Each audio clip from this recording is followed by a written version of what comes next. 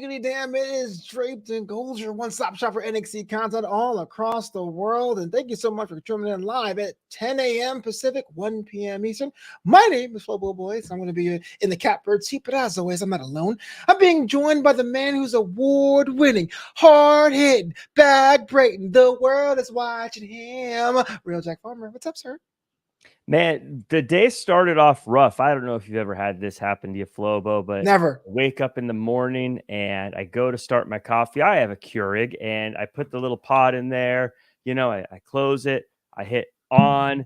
I sit there for a little bit. I hear it going. I'm like, oh my God, the coffee's almost here. It stops doing its thing. I go to grab my cup. And I realized I forgot to put a cup under the Keurig. So it's just a big mess of coffee everywhere, Flobo. That's how my day started. That at first I was like, this story is I cannot associate with this because a Keurig machine must be real fancy. But splitting coffee on on the countertop, I'm all about that life. It happens almost daily. Like and so then not only now I have no coffee in my system at the time, but now I got to clean up a coffee spill mess, and I've got to wait longer and make more coffee. It was just a Flobo. I have a pretty tough life here. Oh, absolutely. Yeah. And if I paid you, I'll probably give you extra coffee, but I don't do any of that. But I gotta get props. Well, you know, I have a coffee guy. Yeah. Oh, yeah, too. And a suit guy, too. Thanks so much for watching this live on Facebook, on YouTube, on X, on LinkedIn, and Trovo. If you're watching, put your questions and comments in below to make sure we have ourselves an interactive chat. But we got to get into a lot of stuff this week because a lot of things happen. My notes are like twice as long as they usually are. It's a tango web we weave on Tuesday nights. But first things first, Trick Willie, Ilya Dragunov, Carmelo Hayes. I was actually perusing X, and you were saying always believe in Carmelo, but as we are a couple of days away from Vengeance Day, it looks like no one could trust anybody. Why can't anyone trust Carmelo Hayes, Flo? I feel like I'm a broken record here. Everyone keeps trying to imply that something has happened along the way that makes Carmelo Hayes untrustworthy, yet here he is again, bailing out his partner, his friend, Trick Williams, saving the day, and everyone's like, but can we trust him? Yes, he's there all the time. It's so unfair. Justice for Carmelo, Flobo. Wait. So hold on. Like I understand that I'm actually with you. You brought me over to the light side because Carmelo's a nice guy. We want to believe that. But to answer questions, Carmelo did move on to the Royal Rumble without telling Trick Willie. He was surprised to see him at the Royal Rumble like how we were, and we had to buy tickets to see the show. What's going on with that, bro? I don't know why Trick Williams thinks that Carmelo Hayes needs to tell him every little thing he does. It's Trick Williams. It's constantly saying, I need to be able to do some things on my own. I need to be able to be my own man. So Carmelo says, okay, yeah, let's do some things on our own. And suddenly Trick is bothered by the fact that Carmelo Hayes has gone to the Royal Rumble. Trick Williams, I love him, but he reminds me of that crazy ex-girlfriend that we've all had, Flobo. The one that is like, listen, I need some space. I need some time on my own. I need to be my own person. And then she checks your Instagram and sees you at the club, and it's suddenly like, what are you doing out there? What about us? Why are we together? This is what I'm seeing, Flobo. Like Trick said, give me some space. Carmelo said, cool, here's some space. Now look where it got Trick Williams. So are you insinuating that in real life I'm the crazy ex-girlfriend? Because that's what I do all the time. I saw your story. like. Okay, fine. But Ilya Dragunov has a target on his back. Trick Williams is going to be his opponent on Vengeance Day, but knowing full well that Trick Willie has double duty looks kind of suspicious. I know Ilya said that he didn't make Trick accept the challenge, but it is interesting timing and even admitted to mind games. Yeah, Ilya Dragunov is absolutely playing mind games. You see how if Trick Williams comes out and he's saying, okay, look, I'm focused on you. Even in that moment, Dragunov's like, should you be though? Maybe you should focus on Carmelo. Maybe there is a problem there. Clearly, this entire thing was orchestrated by the Tsar. Clearly, the original attack was Ilya Dragunov. Clearly, this entire mind game minefield that Trick Williams has had to walk through has been caused by Ilya Dragunov, which yet again proves that Carmelo Hayes was right, and Trick needed somebody to keep his head on straight so that he could approach this and become a champion. Bah humbug. Dylan Matthews, our Australian correspondent, who says Trick Williams is the ex-girlfriend who says she wants some space but secretly download the tracking app on the phone. It's not like it hasn't happened to me or triggered. Leave me alone. Wow, very deep cut there, Dylan. Dylan understands. Dylan knows, and he's been there before. So let's talk about the other side of the double bill that Trick By Williams. the way, Mike Wexler, unpopular opinion. That's what literally everyone thinks is going to happen. I love you, Mike, but you have the coldest hot takes and the most popular unpopular opinion I've ever seen. Jack Turnhill. Jack Turnhill. You got the coldest hot takes, brother. I don't know. I'm just instigating. I have no idea. That's it, Mike. Before we leave, I want you to put in the chat a true hot take. And he said Zion Quinn was going to be champion last year. That's a pretty hot take. Well, that was sis. That was a cold take. Yeah, very cold take. Okay, listen. So the other side of this, we see the I guess we're officially calling it the Wolf Dogs now, getting involved with that because they also have the tag team match. The Dusty Cup finals are going to be at Vengeance Day 2. Now, we all know about Trick Williams and his gauntlet he has to throw up. But look, Baron Corbin, Braun Breaker, they're not a warm-up match. They are a final boss in duplicate. They could absolutely win this thing. I think, in fact, they're the favorites going into this thing. I think they're like you said, they both could be NXT champions by this time next year. They both could be on the main roster this time next year. They both could be tag team champions on any of the three brands. The Wolf Dogs are everything you want in a tag team. I think they are absolute juggernauts here. And if Trick Williams can't figure out that you need to trust Carmelo Hayes, they're going to get steamrolled. Well, Mike Wexler, being provoked in the chat, says this. A true hot take. Eddie Thorpe wins the North American Championship by the end of the calendar year, which there's 11 left to go. Hang some onions. Say he's going to win the NXT championship, Mike. You really can't put it out there. This is in Vegas. You can't like double or nothing. That's hot take. You can't say, do you want to go for more? Parlay it. Say he's going to win the NXT championship and then the North American championship before the end of 2024. In that order. Really put some stakes on it, Mike. That's feisty. You're the worst. You're the friend that's always jumping off these bridges Mom's talking about. But don't ever bring me to Vegas. You'll go broke. Yeah. Do you shorten and go triple or nothing? All right. So people who were busy this week, let's talk about Metaphor because they got featured plenty of times. But first, in this matchup, it was Fallon Henley versus Ariana Grace. Basically, Fallon Henley overheard Ariana Grace talking that smack, and they had a matchup, but Metaphor couldn't keep quiet. Jakara Jackson and the Last Legend get involved and tip the balance of power and fairness over to Ariana Grace. She gets the dub over Fallon Henley. Yeah, it's a tough night for people who like ranchers. Why do you hate ranchers so much? Really? Actually, I know that, but still. the Ariana Grace really is such a role model and someone I think so many people should strive to be. And I think it was really just big of her to be willing to guide the young Ren Sinclair. But then, of course, the musky, thick air of a rancher came in and just ruined that opportunity. Of course, as we see Fallon Henley continuing to really push this rancher agenda and try to manipulate and trick someone into a life of ranching that they're not going to want. And you could say that maybe Fallon Henley's just looking out for people or that she wants to help someone like Ren Sinclair along the way. But if she was capable of making friends, if ranchers were capable of being loyal, good people, she wouldn't have blown off Brooks the way she did. Look, you got to be a little bit understanding about Fallon Henley. I've had a job where I've come home smelling like work. You know what I'm saying? Come on, brother. Look, she's just being herself. She walks into a locker room and someone's already talking smack about her. So you got to shut them up. And you all know you got to focus when you're fighting with someone and someone's talking in your ear like, hey, man, remember that time 3 years ago when we did something cool? Let's do it again. And Brooks Jensen, look, I'm not mad with Fallon Henley at all this time. Fallon Henley, look, Ariana Grace wasn't talking smack about Fallon Henley. She was trying to lift up Ren Sinclair, trying to help her become no, because poor Fallon Henley got Ren Sinclair on the ranch track. There's no such thing as a ranch track.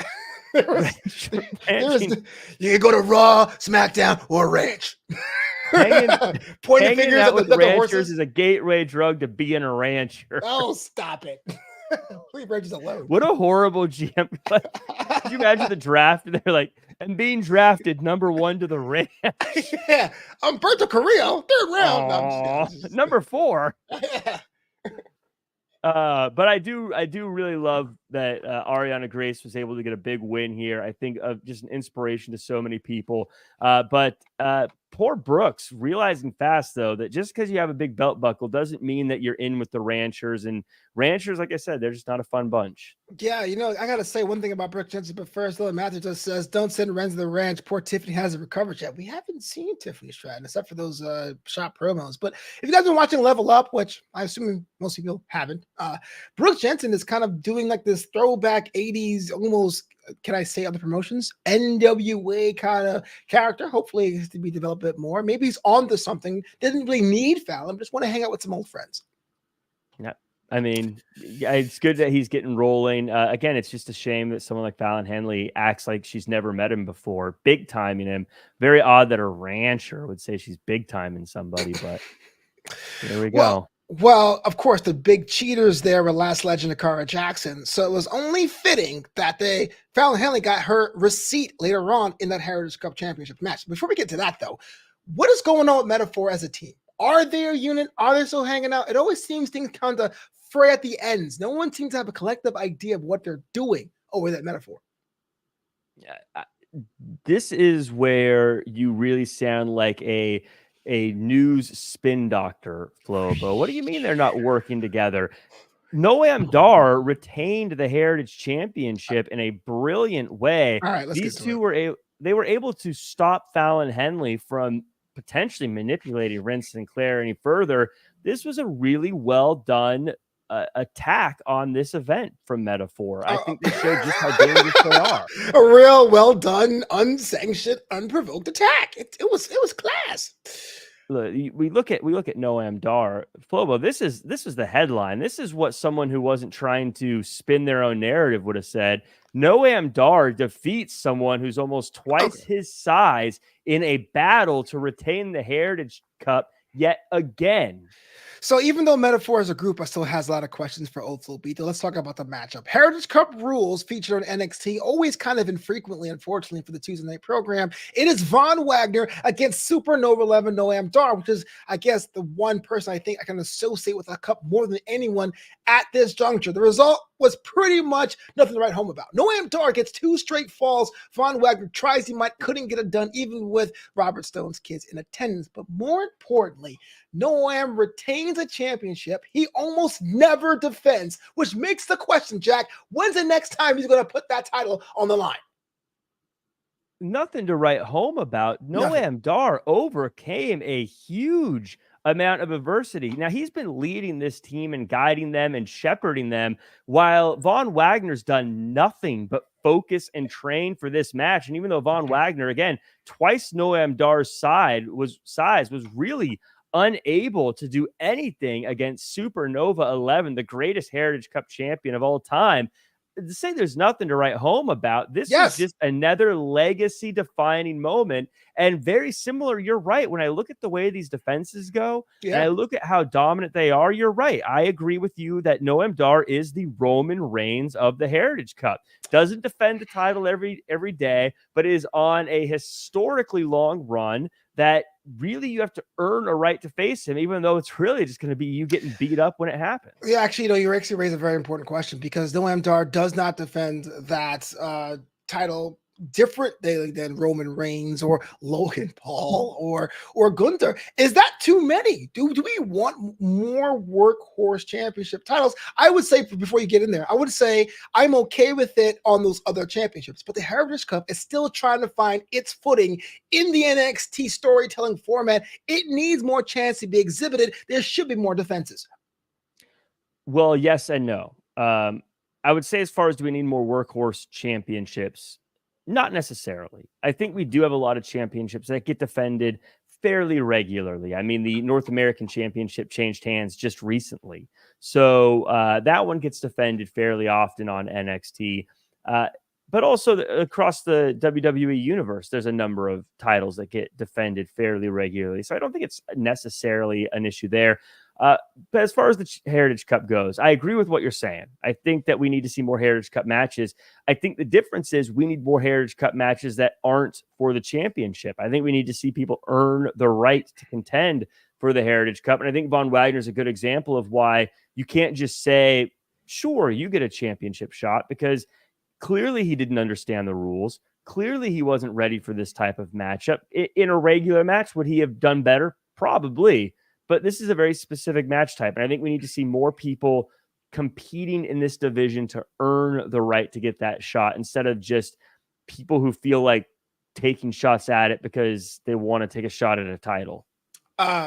Damn, that was absolutely correct. In my notes, the one thing I have here is I thought it was kind of funny that Vic Joseph gave Booker props for doing the replay. Booker, you never do replays. I thought that was pretty cool. I want to give Von Wagner. That is true. That's funny. I remember sometimes Vic Joseph feels like he turns the filter off a little bit. He's the most professional, disgruntled person at times. Vic Joseph, he can be a treasure sometimes. Oh yeah, absolutely. I do want to say for Von Wagner, a pro and a con coming out of this is I've said one of the issues with Von Wagner before is I love his story. I love the videos we're seeing. I love the work he's putting in, but he's got to get dubs. And this is a loss now. And he's not gotten a ton of wins over the past year. And he's not been in that many matches. So a loss hurts even more, as opposed to a Roman Reigns who doesn't wrestle very often, but he wins every time. If you're going to not wrestle very often and take L's, that's a big problem to have. I will say the pro, though, is, and I mean this whole, like, seriously, does anyone else table anyone better than Von Wagner? I mean, that commentary table exploded when he hit that power bomb. Like, he does a very good job of it. That's got a cool thing to be cool to be known for, right? Like, I kind of miss professional wrestlers with like a associated foreign object. So get the tables, Von. You know? Yeah. But we got to move on, because we only have a lot of established stars. We also have some new faces. So this is a segment we're going to call Farmer's Market. He knows farms and he knows market. It's Farmer's Market with Jack Farmer. Darn tootin' yeehaw. Shout out to Dylan Matthews. Who's this week? Farmer's Market. Sir, I love it. That was great. And I love the little turn back, like the yes. I had no idea that was coming. That's fantastic. That was really well done. Thank you so much. We got more. Don't worry. So this one is a little interesting. This one's a little different than what I've ever done before, and I want to reiterate that Farmer's Market picks. It's not who's new. It's not necessarily who's new. The point is because we argued about this. Full context, we argued about this. Yes. Yeah, we talked about this. So I just want to reiterate: it's not who's new. It's not who's a rookie. It's whose stock looks like it's going to be on the rise, and you want to buy the stock now because it's going to continue to go up from here. Thank you. This is also a little controversial because this person was not on NXT this week, and that is. In fact, it's not even a WWE wrestler. The person who's a Farmer's Market pick this week is Jordynne Grace. Now, I know a lot of people are saying she's been around for a long time. She's been great for a long time. But her appearance in the Royal Rumble and her dominance in the Royal Rumble has put her now on a platform and on a stage where I think her stock is going to start skyrocketing a lot. And she's done a lot to get to a point where her appearance in the Royal Rumble makes such a difference for a long time. But now is the time to buy that Jordynne Grace stock. I have a feeling that she's going to continue her dominance in TNA. And then whenever that contract comes up, I got a feeling she's going to make a lot of money because of what happened this weekend at the Royal Rumble. Jordynne Grace, she is your Farmer's Market pick to buy. Officially shot to Dylan Matthews, who says, crazy what a bottle of red wine on Australia Day can do. Aussie. But I want to say this. I think that you explained it in such a way. I go, you know what? You'd be a fool not to buy into Jordynne Grace. And it's funny too. And I know we don't want to focus on appearances, but I remember when Jordynne Grace was starting her new workout program, everyone had all these comments on her social media, what could be. But I can tell you what, at the Royal Rumble, she looked like $1 billion, not $1 million. Billion, like instant star coming out there. So trust the process and don't let the haters stop you, girl. Hey. Yeah, just with Jordan Grace, I'll be honest, it sounds corny, but it's actually really inspiring to see what she's been able to do in that body transformation, the work she's been able to do. It's very cool. I think that she deserves a ton of credit. And I think it's, like I said, it's corny to say sometimes the word inspirational, but I think she really is. I think she's proof that if you want to change your life and change your appearance and change your fitness level, that you absolutely can. Yeah, and also for our entertainer, it's always good to change up your act, no matter what that act is, because you don't want to be that comic doing the same 5 jokes from 1998. Also a specific reference. All right, moving on to the women's division. But thank you, Dylan, by the way. That was a great video. Dylan, I appreciate you. That's awesome.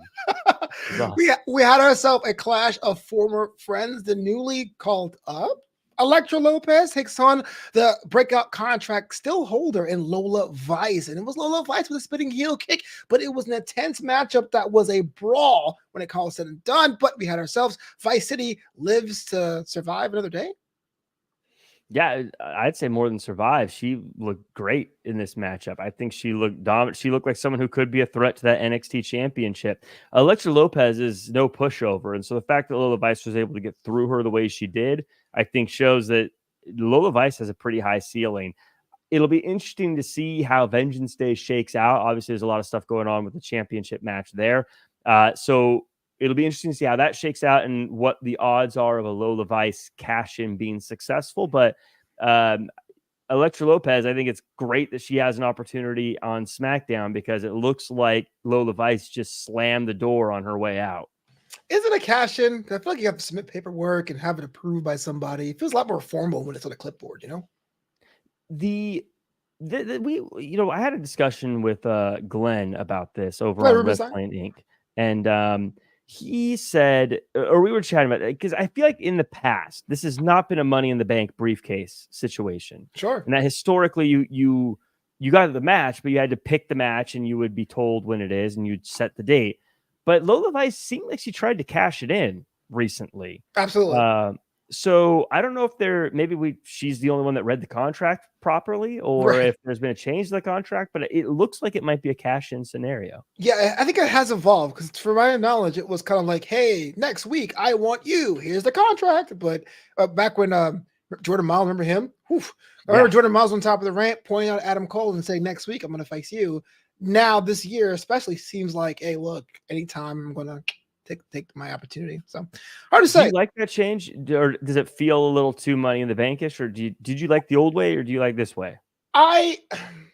It's funny because you make this reference more than I do. I kind of like the calling it out because it reminds me a bit of Lucha Underground, like like Grado, like, look, man, I gotta promote the show, so just say what you want. This is what's gonna be. I mean, that to me makes sense. Why would I go to a structured tournament to say I can win at any time? Seems kind of weird. Like, whereas Money in the Bank is kind of like a madcap match, a one-time grab, and then you have the unpredictability. But I also understand that there is some things to be learned, like to go down to the ring and be like, oh, this person's weak, I'm going to take this, you know what I mean, or whatever. So it adds more storytelling elements, I guess, or more opportunities for those who win. But I kind of like the structure of being like, I'm calling my shot next Tuesday. Next Tuesday with my coronation. Next Tuesday, I'm going to be a champion. Yada, yada, yada. Yeah, I agree. I also think the idea of Money in the Bank and cashing in, the whole thing sounds like you're taking advantage of a situation, whereas you've got a contract. Feels like, yeah, it's a contract. I like the Money in the Bank briefcase situation, but I also like the idea that is its own absolutely thing. I like it separate, and not something everyone can use. So to make myself old school, if you have the NXT breakout situation where you're calling your shot, you have to sing for your supper. I choose you. To me, it says I broke out. I'm confident I'm going to win. And that's what I want to see from a rookie. Someone wants to break out. Yeah. So, but that's just me. Does anyone know? This is for the chat. What's the thing with Elektra Lopez's theme with the elevator thing? Is she supposed to be like a boss lady? Like, I never understood that. Maybe it's too late now. I just go look out there, Phantasma. But the elevator always threw me off. Like, ding! I always look around like popcorn's done in my house. All right. Moving on. Yeah, didn't she have sort of a businesswoman thing going for a little bit? When she was Legato, and she's the godmother, La Madrina, but I'm not sure what that meant. Like, she live in playhouses or whatever. Yeah, I mean, I don't know. I'm just trying to piece it together. I feel like it might be remnants of something like that, but that was a long time ago. I don't know. Speaking of things that I liked, but it didn't, or things that I liked, but I'm confused about, is the whole Dijak Joe Gacy thing. When Dijak is out there brooding by himself, I'm thinking, man, this would be a cool web series. What does Dijak do after work? I'm all in. But somehow it kind of devolved into a cartoon with Joe Gacy spitting out leaves out of his mouth saying, I'll have a match next week. Jack, I love these two guys together. They're two different flavors of intensity. I'm not sure how serious to take this one, though. I want to give NXT a lot of credit in the fact that they are able to take something that didn't even exist a few weeks ago and make it a hot PLE level rivalry. I was like, wait, that's not a bad word at all. In a very short period of time. Now this isn't going to main event the show or anything like that, but I'm jazzed to see these two have a no disqualification matchup on Vengeance Day. I think they're going to set the tone. I have a feeling it's going to be the opener, and I have a feeling they're going to set the tone in a great way. This is going to be awesome. I love that Gacy's one of the few people that's actually going after Dijak instead of waiting for Dijak to come after him. Right. And I mean, the fact that Gacy, he's so nutso now that I don't know if even Dijak can slow him down. I mean, he threw him into a dumpster. He threw him out like trash, and he's still coming back for more. This is one I'm really interested in. But Flobo, I know we've got a little bit of this going on too much maybe in NXT right now. I want to see them as the buddy cop tag team that brings justice to the NXT parking lot. I want to see them going around making sure attacks never happen anymore, because they're such different characters, but they're both the kind of guys that you just can't stop. And so I could imagine very much a lethal weapon situation between these two. I think that this will be fun to see them hang out, especially with that. You talk about specialized weapon that what are they? Is it a billy club? What do you the big boss man nightstick? Bring justice to the parking lot, you two. I think they're the only two that can do it if they could put aside their differences. I'll be honest with you. I think I kind of agree. Like if Dijak and Joe Gacy, which I'm not sure why they'd be together, I'm not sure how they would have a conversation, but if they had a web series or their own little segment, like the Fashion Police type deal, I'll be on it. I'll be on board. But I don't really know what I don't know who Joe Gacy is. What does he want? Is he still unhinged? Is he just someone who doesn't feel pain anymore? Is he a supervillain? I have no idea. I'm telling you, here it is, and I might jump through the show a little bit if that's okay. I'm going to pull up. We don't have a show. It's fine. A couple segments from the show. This is how I see it happening. This is Jack, pulling out his little his idea cap here. Oh dear God! So you've got Dijak and Gacy. Like I said, lethal weapon. Joe Gacy is that unhinged one, the crazy one that gets him into trouble, where Dijak's the muscle that makes sure everything goes okay. They're here to bring justice to the parking lot, to stop the attacks, to stop all the beatdowns. You know why, Flobo? Because things are about to get worse in the parking lot. There's about to be a gang war between the family and OTM, and someone needs to stop these two groups from causing chaos and attacking each other. And they're the two guys to do it, to step between the groups and bring law to the lawless. I think Dijak and Joe Gacy, they're just the fellas to do it. That leads into my next question, because historically, the problem in the parking lot was Blair Davenport. But in this whole fight between the family and OTM, the only person I'm afraid of is Jada Parker, right? I don't think Jada Parker is going to lose in a fight against Joe Gacy. Just putting it out there. I think that adventure lasts one episode. Oh, I don't think anyone's getting past Jada Parker. You're right. I mean, that's why the guys don't mess with the girls. The girls don't mess with the guys. Yo, seriously, she's the toughest one in the group. Could you imagine Blair Davenport's attacking someone and Joe Gacy and Dijak go, like the video game, we're not programmed to be able to attack you. So yeah, just move on. Just move on. And by the way, Adriana Rizzo, I see right through you. Your accent goes from Jersey to Long Island, from Long Island to New York. I don't know if Tony D'Angelo knows he should be hanging out with you, because real OGs know that NXT 2.0, that Tony D'Angelo is part of the Chicago family. Just putting it out there. So watch out, Rizzo. I see you. Flobo, oh my goodness, you just busted this even further open. Dijak and Gacy, they're the buddy cops, but you're right. There's a lot of females doing damage in that parking lot. Rizzo is an undercover informant for these two. She's not even from. She actually has she's from Montana, I bet, or Wisconsin. It's like the inverse witness protection, the witness unprotected program. She's gone in there to infiltrate the family, and she's going to give Dijak and Gacy the inside edge. And you know who's on the inside edge of OTM? Clearly is Scripps. Scripps not supposed to be there. He's there to try to get information on OTM. They're all working to get the criminal element of NXT under control. I think it's great. This is the reason who's going to benefit, though. I don't want to jump ahead. What? Who's going to benefit? Who? I'm jumping all over the place here. God, who cares? I will listen to the show anyway. Who jumps in? The people that have been trying to get rid of the other criminal element for so long, Flo. But you need a cork board, and you need some yarn, and you need to start connecting some dots here. Okay, let's do it. Let's connect some dots. Because there's one group that's been pulling all the strings, to try to get back control. In the way they've tried to before, but this is their masterstroke here. They're going to use the Justice League, Dijak, Gacy, and undercover Rizzo and Scripps to get rid of the family and get rid of OTM and get back on top of their turf. And that's Gallus boys on top. Hey, that's the play.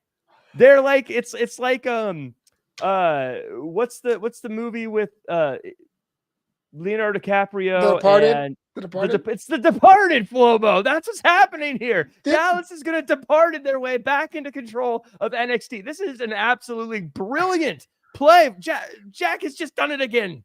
This is the reason why we've only won one award and never and never won after that. That's conspiracy theories like that. What is going on? This is Gallus's master plan to take over NXT. I think that they're pulling all the strings here. And like I said, they're going to use the cops the same way in Departed they used the cops. They're going to infiltrate both these gangs. They're pitting them against each other now. And eventually, when no one's left standing, Gallus boys come out and they cross their arms like they do. And suddenly they're running the show again. All right, so let's talk about Gallus because they made an appearance this week. Rich Holland, who's supposed to be like really sympathetic, but it's kind of like it's not working for me because you did dump the NXT champion on his head a couple weeks ago. Wanted to take on Gallus, all three members at once, and Ava was like, "No, that's dumb." But Lexus King slides in with his little basket of gifts and somehow gets himself in a matchup. Lexus King against Rich Holland, but Gallus shows up anyways. A lot of things to take away from here. Why is Gallus going after guys in the ring if they're the kings in the parking lot? 2, can Rich Holland get any kind of sympathy after what he's done to Dragunov? And 3, is Lexus King like the resident villain to everybody? A lot of things there. I think with Gallus, they're smart. They're tying up loose ends. And Rich Holland is someone that could be a problem. He's like a vigilante, you don't want him being the guy that gets involved and then messes up these big plans. They're trying to deal with him early now before there's a problem. Now, I think that it's not going to be too long, especially if Gallus continues to keep making waves before Rich Holland does get some backup, does get a friend. So I do think that Gallus needs to be careful. That's why I think it was smart that they tried to take out his leg at this event here. It was smart. Hello, that's against the rules. Smart. They weren't in the match. They didn't break any rules. There's no rules. Yes, being involved in a matchup where you're on a sanctioned competitor is against the rules. I don't think the match was over at that point. So just walking into the ring. So I can go to a WWE show to get into the ring. That's fine. No, they'll kick me out. That's why we need Dijak and Gacy to start bringing justice. I hate this. So that's the situation with Ridge. So that's the situation. Yep, busted leg. That's the situation. Lexus. See, look, you don't care about Rich Holland either. The guy's in pain this week. Like, I feel like whatever. And that's the situation, folks. Yeah. That's what I'm next the question. Rich Holland is a former Brawling Blue. He is injured after challenging a 3v1 and getting against the most hottest talent. And we're kind of like, so anyway, Alexis King has a dope beard, doesn't he? Like, why is that? Do you know any group, any gang that's just going to let you publicly talk trash and publicly say you want to beat everyone up and not respond? Rich Holland's old enough to know better. He's been around long enough to know better than saying, I'm going to fight these three guys because I think I can beat them all up and not expect them to go beat them up. But he wanted to. His boss said no. It wasn't like he's like, oh, I turned it down. It was like, hey, as your boss, you can't do that. He goes, okay, fine. So he wanted this. So Ridge Holland got what he asked for. He wanted it to have a chance at front, but we got another matchup. It was a distraction, really, and got attacked from behind. Oh, so you can't have your cake and eat it too. You know, I mean, you want it, you don't get to. What come on, Himashugwa, are you kidding me? I think right. Ridge Holland brought that on himself. Look, you sound like the way you're talking about Ridge Holland. You sound like when people talk about Batman, where you're like, "Well, how much time does he have to prepare? What does he have to do to get ready before?" No, you said you want to fight. The fight's coming. We're not going to let you set up all these booby traps and things. Okay. I understand that part. I understand that part. But he wanted to face opponent A. He says they're off the table. You cannot face them at all. Here's your opponent tonight. Why not shift focus the person you're actually fighting in the ring as you would in any kind of combat, and then you got hit from behind? They were off the table. His boss took them out of the whole toy box. He said he wanted to fight opponent A, B, and C. Correct. So being hit from behind, that's because he challenged all three of them. But he got four opponents then. Not their fault. He got four opponents then, and Lexus King, you want to add him to the mix. He wanted three and got four. That's not They fair. didn't attack him until after the match. Oh, so that's why Lexus King got the win. Oh, come on. This is key. That's why Lexus King wasn't DQ'd. He attacked them mid-match, which, by the way, also leads me to think that, yeah, Ridge Holland, you're going to get beat up for that. Well, he did. So Lexus King, I do want to give him his flout. Like, this is something that I don't say lightly, though. Lexus King is becoming the new version, the NXT version of Baron Corbin, in the sense that he is someone that you can plug in anywhere at any time, and he's going to be the person that people hate. He's going to be the person that everyone wants to see get beat up. I mean this in the best possible way. He is that slimy villain that no matter what, you could have him go against Dragunov tomorrow, we're going to hate him. You could have him go against Dragon Lee. You could have him go against Oba Femi. You could have him go against the family. You could have him go against anyone. And he's going to be that guy that everyone hates. Lexus King is incredible. I think Lexus King has really found a niche for himself. And I think that Lexus King is just really, really going to be a star. Dylan Matthews says, playing rugby in England for years, you would think Ridge Holland would be better prepared for multi-man sneak attack. How was this his fault? Exactly. Dylan gets it. Dylan Why totally does everyone not understands. get it? All right, before we get into our before we get into our next women's matchup, it's now time for. This brings us to this week's General Manager Pick'em. For those of you who don't know, General Manager Pick'em is where I get to ask Jack Farmer, as if he is the general manager of NXT, a question that he can help us out. You back, baby? I'm drafting Dylan. That's who I'm drafting. I don't know what the question is, but Dylan's who I'm picking. We talked about Fallon Henley. We talked about Metaphor, and we're going to talk about Roxanne Perez in just a moment. But after Ariana Grace's matchup, I had an idea. True or false, or would you do it or would you not? It's now time for a secondary women's title in NXT.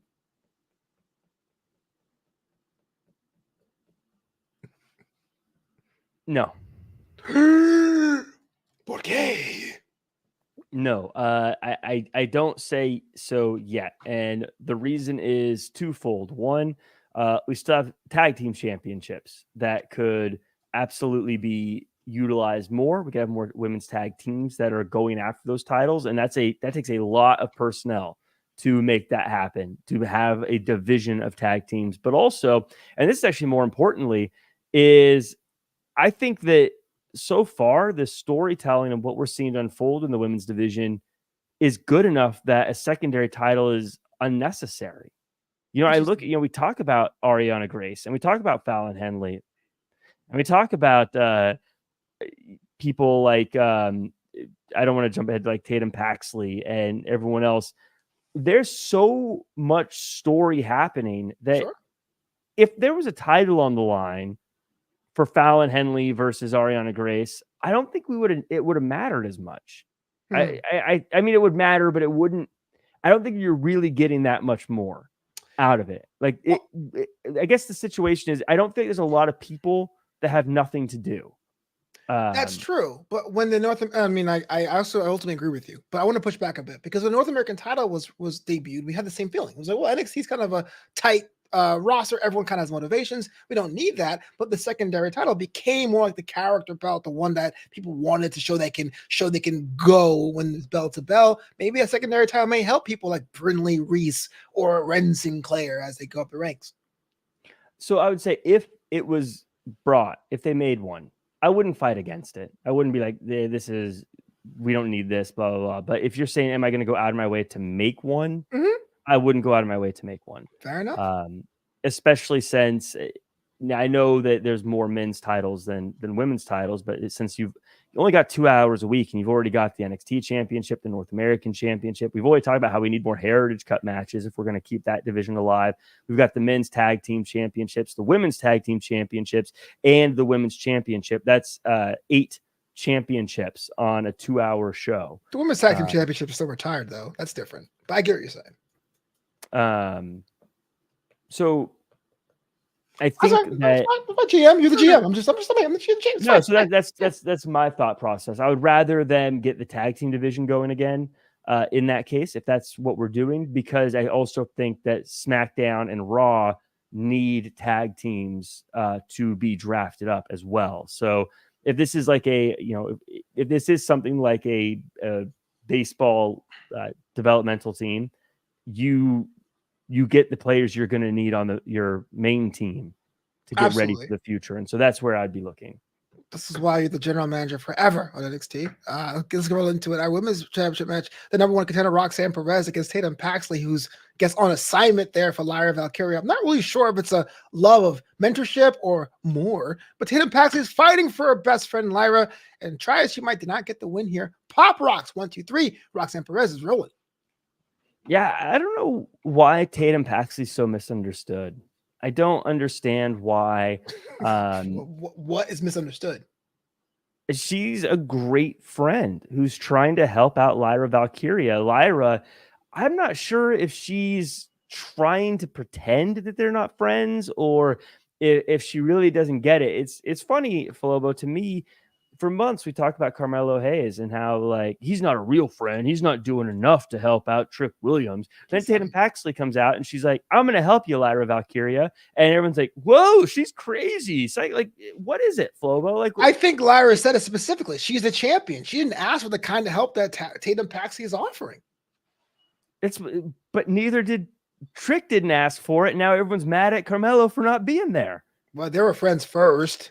Absolutely. To defend Lyra Valkyria, she only had this interesting individual after she became champion. And that does happen because Heavy is the head that wears the crown. So we really can't trust his motivations. Trick and Carmelo were friends beforehand. Flobo, before you act like you know everything about the current NXT, I never act. I know nothing. Close your notes. Close your notes real quick. Okay. Spell Lyra Valkyria.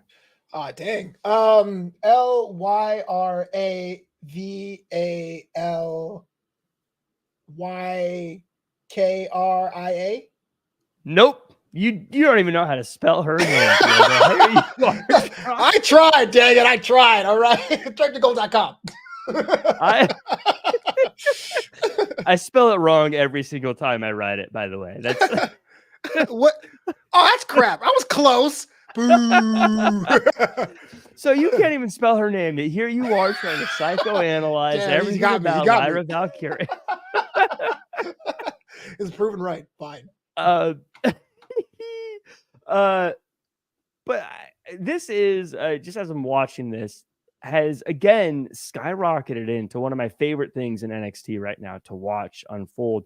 I think Tatum Paxley is really showing that she has all the tools to stand out at the top level here, and has really shown that not only could she be a great tag team partner to Lyra Valkyria if Lyra was to stop being difficult, probably. Could she or possibly, and more likely, is Lyra Valkyria really just a sneaky person that's trying to act like she's not tied to Tatum Paxley so she can get one over on Roxanne Perez? I think that's more likely.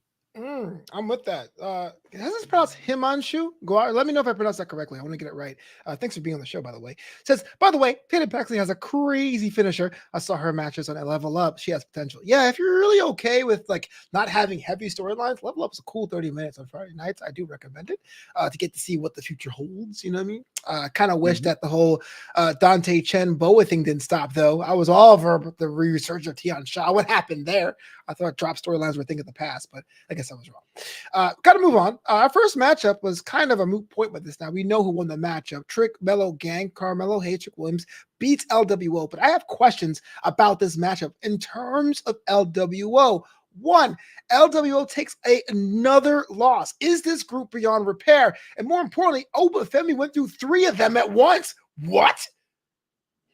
Yeah, a lot happened here. This was a really, really fun matchup. This was a great for people who love wrestling, as I always like to say.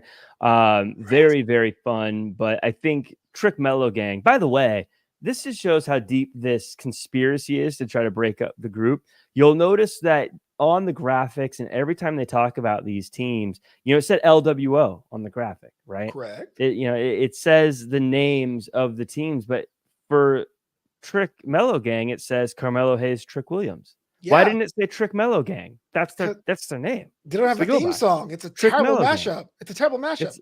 It's just the mashup's terrible too, because again, production just trying to sow the seeds of doubt between against Carmelo Hayes.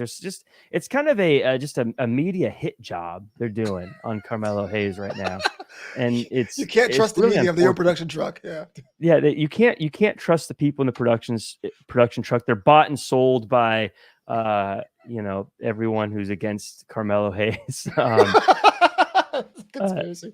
So barbershops, but yeah, I think LWO's they're in trouble. They've got to figure something out. I don't know what that is, but I don't think it's adding members. I don't think it's I think I don't know what's left in the gas tank for this team. Sure. I like the team. They're fun. They have great matchups. They made it to the semifinals. So it's not that they're a bad team, but just as far as the LWO goes, I look at I look on the horizon. I see Legato's back. I see a lot of other things that sort of make this team not feel like they are the team I need to be following. It feels very, and I mean this, I don't mean to be rude, but it feels very NWOB team right now. Sure. So they need to do something to get past that. Now, I was upset with Oba Femi, Flobo. You were upset with Oba Femi, North American champion. I was upset with him. I'm a big fan of him. I'm a big fan of everything he's done to since he's debuted, since the breakout tournament, the way he used his cash in to get his championship. I love the way he made Dragon Lee prove himself, but I didn't understand the motivation behind attacking the LWO if you're Oba Femi. I didn't understand why he would do that. I don't understand how that would have benefited him. Now, he beat them all up. That's great. But I worry about the thought process. What the? You just defended Gallus coming out there doing the same exact thing, and now I don't know the thought process. I'm Jack Farmer. That's an opponent in the same roster. Obliterate everyone. The end. What the heck are we doing? LWO didn't call out Oba Femi. They weren't like, I want to fight Dragon Lee did. Oba Femi. Dragon Lee did for weeks. I want a rematch. Well, you're getting one this weekend, and here's a little sample. Boom. Dragon Lee wasn't in the ring when he attacked. How else do you get Dragon Lee out? Send him an email? Do you talk to a dragon? Why not just go beat him up backstage? Beat him up in the parking lot where everyone handles their business. I'm sorry. The etiquette is so different here. Don't you know? I was waiting in the shadows. Fine. I got to say real quick, this is totally random, but the trick knee is a great name for a finishing move. No, it's not. From Trick Williams? It's a pun. A trick knee is a bad thing. It's like when Bam Bam Bigelow and Canyon and DDP were in a group called the Jersey Triad. You're like, oh, wow, this is pretty cool. But the finishing move is the greetings from Asbury Park. You're like, what the? Boo! That was Bam Bam's finisher. Who cares? Even before he was in. Who cares? Don't you try to argue late period WCW with I'm just saying the Jersey Triad sounds dope. That did it. The trick knee is not cool. Jersey Triad did not sound dope. It did. It did. Flobo, has there ever been a name from Jersey that sounded? No, but I like triads. Those are cool. I don't know why I took a shot at Jersey. I mean, you're right, though. I can't even argue with that. Rizzo. So I'm having a Jersey accent. I see that. No. Anyway, point being is that, no, Trinity's dumb. This is Trick but question. Oba Femi though, I just again showing absolute utter dominance here. I don't know who's going to be the person that takes that championship off of him. If you're Carmelo Hayes, you might have to be worried about your legacy as the North American champion becoming the second best if the way Oba Femi's going.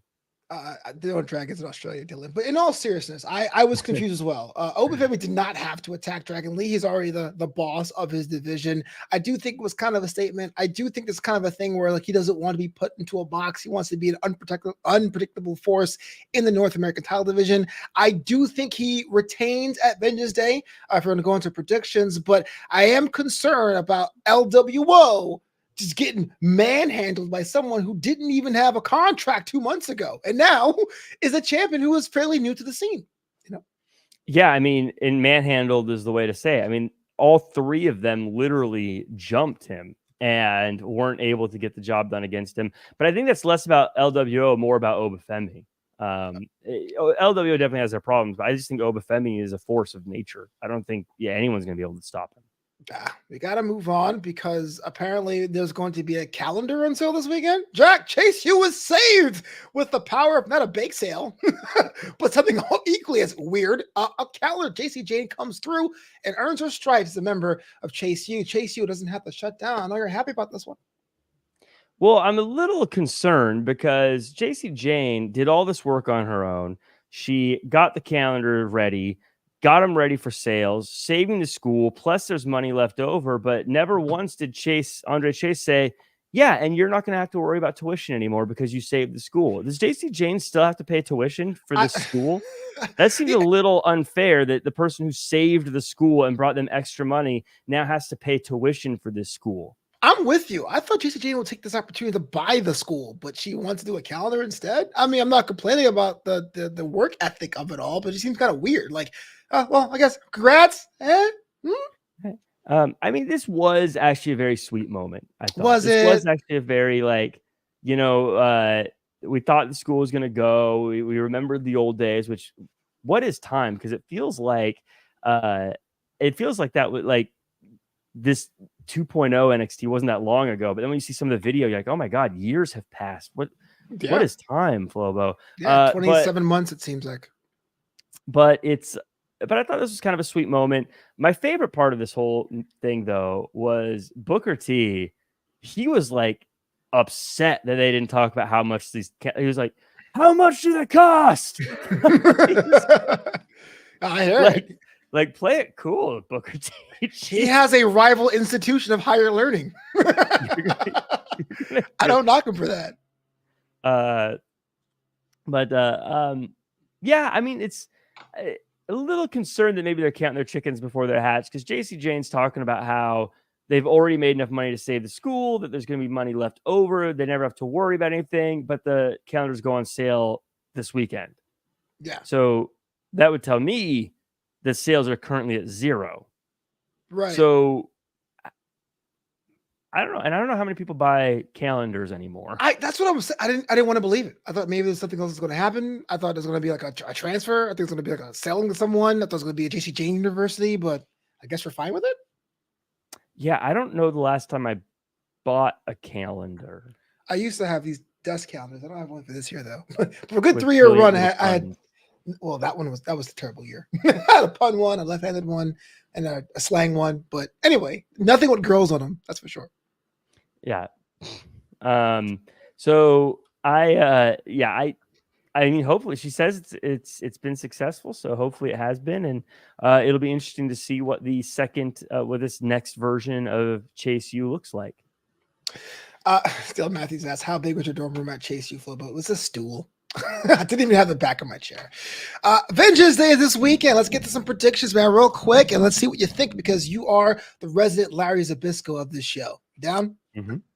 Men's Dusty Cup final is on the horizon. It's going to be the Wolf Dogs, Braun Breaker, and Baron Corbin against Carmelo Hayes and Trick Williams. Who do you got? I think the Wolf Dogs are unstoppable. I think they are a team that is locked in together and they're on the same page, where I think Trick Williams is still just too confused and too worried about his own private issues. Well, Trick Williams will be a little worse for wear, but he's pulling double duty. NXT Championship is on the line against the Mad Dragon, Ilya Dragunov. I think that Trick Williams is going to get the win. I think we're going to get the upset here. I think Trick Williams is going to find a way to pull it off. And I think it's going to be because his good friend Carmelo Hayes gets him mentally and physically ready to beat Dragunov. And that'll prove to the world once and for all, Carmelo Hayes has always been on Trick Williams' side. Hot take there, but it's not the only championship on the line. Oba Femi has been an absolute terror since becoming the North American champion, leaving Dragon Lee in the ring in pain. But does Dragon Lee get a chance at gold this weekend? I think Oba Femi's going to win this match. I think he's going to do it maybe not as dominantly as he typically does, but he's definitely getting the win. Wow, look at that. Hot take there. Oba Femi with the win. But also, it's not just about goal, it's about family. The family stacks Tony D and Adriana Rizzo against OTM, Bronco, Price, and Jada Parker. Taking this one out here. A 6-person tag match there, Jack. I go OTM here, and I think the difference maker is Jada Parker. I think Jada Parker she's really scary. She's going to be unbeatable in this situation. I think that's the difference maker, Jada Parker. Talk about scary women. Also, the NXT Women's Championship is on the line as Lyra Valkyria defends against Roxanne Perez. Roxanne's trying to get the title. She never lost, but Tatum Paxley is going to be in the wings. Get it? Wings. I think that Lyra Valkyria retains. I think she's able to pull it off. Again, I think that having friends help in a situation like this. And I think that this is where we really find out that Lyra Valkyria has been working with Tatum Paxley the whole time. I got a feeling this is going to be one of those situations where the whole plan was Tatum Paxley is going to help Valkyria get the win so that Tatum Paxley gets a title shot later. And finally, Joe Gacy is not one to back down from a challenge, but with no disqualification, you may go into a buzzsaw. It's Dijak versus Joe Gacy. No DQ approved by General Manager Ava. The fans are going to win this one. Stop. No, the fans don't win anything. I got a feeling that this one's going to get won by Joe Gacy. What? Joe Gacy? Really? Dijak takes another loss? I think Joe Gacy is going to get the win, and this is how they're going to start their buddy cop situation. A new cult. I mean, a new group of friendship. Mm-hmm. The cult of friendship. My favorite. Vengeance Day is this weekend on Peacock. I'm not sure I'll be able to watch it live. I got to see it before next week's Draped in Gold. We'll tell you go back in time and see the highlights and lowlights right here, same time next week. But before we get into that, it's now time for my favorite segment of the show. It's the MVP of NXT.